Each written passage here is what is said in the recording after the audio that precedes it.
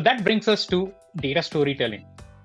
I love this quote from Daniel Kahneman. He says, "No one ever made a decision because of a number. You need a story to convince people." That's why analytics needs right data stories.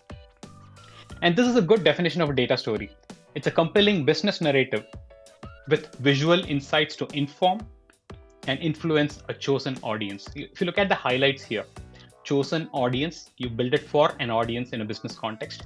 You have the right insights presented visually, and you have a compelling business narrative.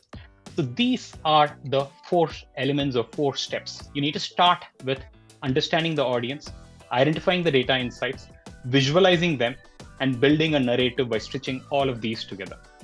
And by the way, data stories have been around for centuries. It's not new.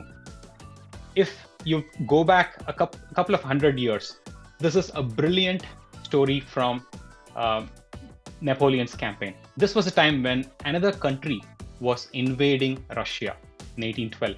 And this was Napoleon's army with about 500,000 soldiers marching towards Moscow.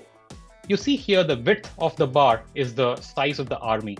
And you see the army is moving towards Moscow. This is laid out on a map. You see all the key cities and the points in the map. And as the troops move towards the capital, you see the width thinning. They are losing people to skirmishes and battles. And by the time they reach Moscow, they have 100,000 people, just about 1/5 of the people they started off with. But the Russians have burned the city and retreated. So with no clear victory in sight, they stay on there for a while and then decide to retreat.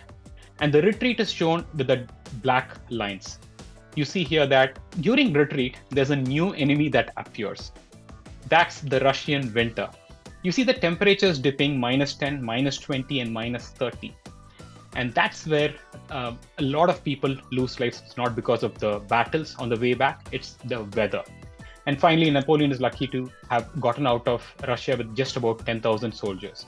What started as a big bar turned out into almost a thin line.